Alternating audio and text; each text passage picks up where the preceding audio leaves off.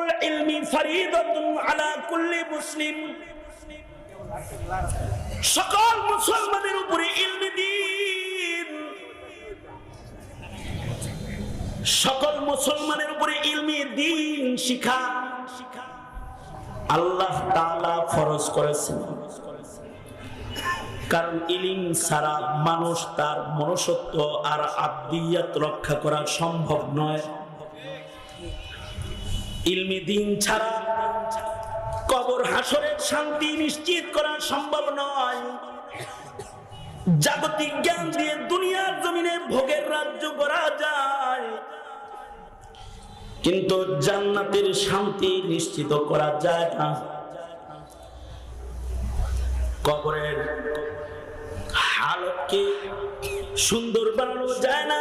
যদি কবর হালতকে কেউ সুন্দর বানায়